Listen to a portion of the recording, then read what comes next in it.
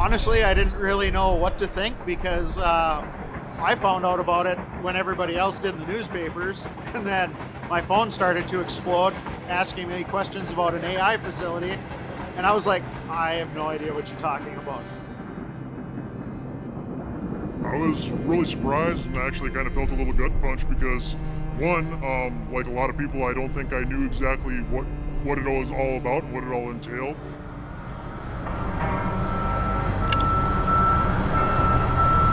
For most people here, AI infrastructure wasn't something they had ever seen up close. Then suddenly, it wasn't abstract anymore. It was coming to their town. And in a small community, uncertainty doesn't stay quiet for long. You know, when you start hearing the numbers, right? Not millions of dollars, not hundreds of millions, but billions.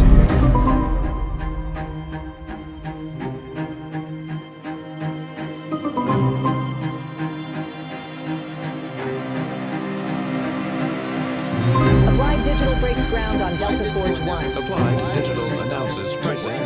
Applied Digital announces proposed offering a 2.0. I was hoping that a lot of that education and forefrontness would actually be coming from our city and Applied Digital, but we had a lot of information that kind of showed that there was a lot of lack of transparency and not full transparency. When projects move this quickly and at this scale, people want clarity, not broad promises, not polished messaging, clear answers about what's being built and how it could affect the place they call home. I was surprised. You know, something this big coming to our city, which obviously is a smaller city of 840 people. I didn't know exactly what it was, you know? In a small town, those conversations spread fast.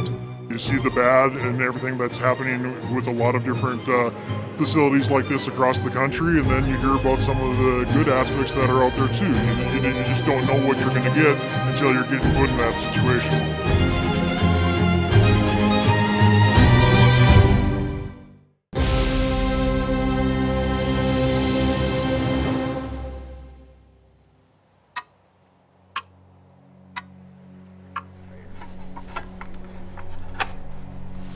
I would say that 90% of it is listening, 10% of it is talking. Before anything gets built in the ground,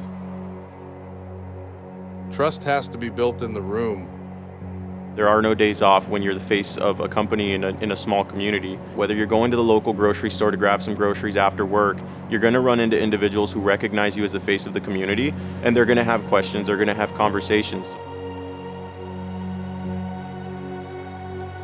And we're looking at decades worth of time that we're going to be inside of a community, and it's how we integrate. If people can understand that, you know, who you are and you're just a person and you believe in what you're doing, and they're just a person, and you can have that empathy and understand who each other are, it makes complex problems just so much easier to solve when you can take it down to a human level and really understand what's going on. For Applied Digital, community engagement isn't treated as a formality. It's an integral part of the work. So when we come into a new community, we like to get to know the community. We like for the community to get to know us. The way that we do that is through what we call town halls. Town halls are a really good opportunity for us to explain to people what is Applied doing and how is it going to impact me, and what's good, what's bad, what might they have questions about we can really get through. And by having that consistent communication, it allows people to become comfortable with us. If we just show up and we build and we never talk to anybody, the rumor mills will fly on what it is that we're up to, and mostly that becomes pretty inaccurate pretty quickly. So it's best for them to hear from us directly and for us to answer questions directly so that they can understand what's going on.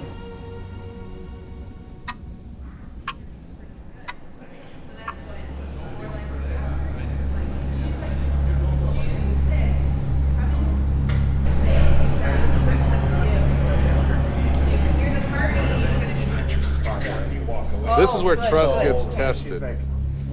Not behind closed doors, not through press releases, face to face. There's no script for a room like this. No way to predict every question. No way to control how people feel. Only the responsibility to listen, respond honestly, and stay in the conversation. Hey, everybody. Get back there. Thanks for coming. We'll get started now. My name is Nick. I'm EVP of External Affairs for Applied Digital. We have 2 projects for AI factories in North Dakota. There's an Ellendale. We broke ground there in 2023. It's approved at this time for 530 megawatts there. Feel free to reach out to us, talk to us about those ideas. We'd love to work together, love to understand solutions, and at the end of the day, we don't want to come in here and just make all the decisions for Harwood. We want to collaborate with the community. We want to work with locals that have ideas that they want to implement into Harwood and work alongside that to implement that. So yeah. When I was gone a few weeks ago, and I traveled into Harwood where I work on 81, some of the mud and stuff that was on the road can be a nuisance.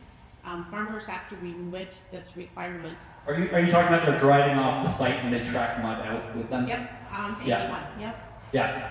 Our crews should be out there they have these brush vehicles to clean that up. If they're not doing that adequately enough, Karen, we'll follow up on that. If you want to provide further information, we'll follow up with you. But we'll look into that for you. Right now, as it stands, the community has to come to you to ask you for money through grants. Yep. Why not take the initiative coming in town of the $3 billion project to offer, say, 5% of your capital investment of $3 billion to $1.5 million to emergency services in the city, so we can adequately prepare for your building coming into town. So we do grants through Applied Digital Terrors. We don't know what projects are there. The city, the fire chief, I don't know where he went, showed up and asked us for some help. The other component of help that we do is our property taxes. As I mentioned before, we're actually eligible to not pay them for a period of years. We don't do that. We think our investment in paying those property taxes rather than asking to not pay them is something that's going to help the city. And then beyond that, we have the ability to do grants when people come talk to us about it.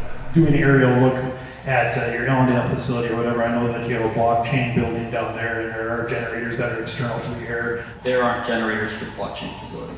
There isn't? No. Well, regardless of whatever, these generators that you're going to be housing at this 150, they're going to be inside a building. Do you have plans to do any kind of emission monitoring or anything like that? Because with the facility being only 1.5 miles away from town, and the time of year when you're most likely to run those generators is going to be in the middle of the summer. Do you know anything about deforestation at all?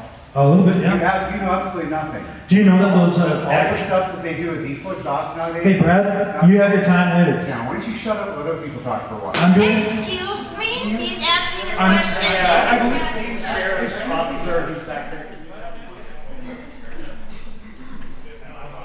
You guys continue to speak, that's fine. I would just like my question answered, that's all. You just please allow him to get his questions out. Let them answer. I'm sure you'll get a chance to respond later. All right. Answer your question. We will follow the laws as they are and the requirements that are made from the permit application that we put in. Have you submitted those permits yet? We are working through those currently. Thank you for answering. You're welcome. Anybody else? No? Okay, we're going to hang out. If anybody wants to chat, happy to do so. Otherwise, no more? Good. Thank you, everybody. Awesome. Thanks, everybody.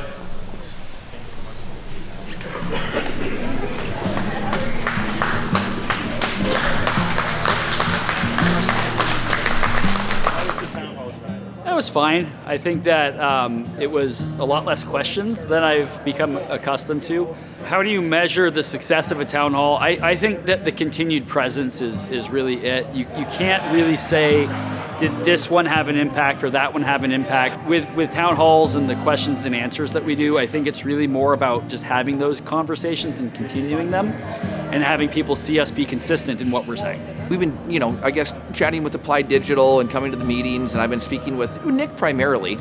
And kind of the questions that we've had have kind of been ferreted out. Every concern that we have had or potential concern that we may have, they're willing to address it.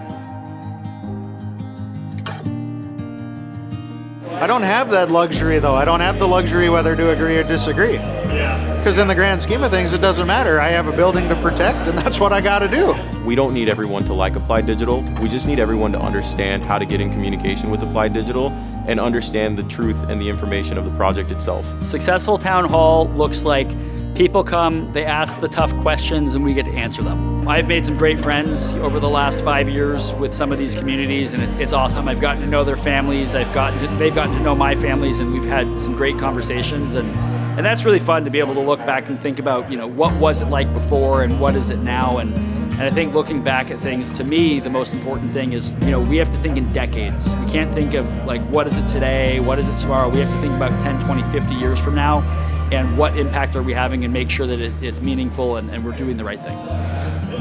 Awesome, Nick. That's it. Cool. Awesome. Awesome. That was perfect. All right. Thank you. All right. Why should we trust you? I don't know how to build trust other than to say, we're here. We're making ourselves real. And think I'm just a salesman and I'm just selling you a bag of goods, you can believe that. But over time, you'll see that we continue to show up. I think this is the third or fourth meeting we've had in this room, and we're required to have thumb zero.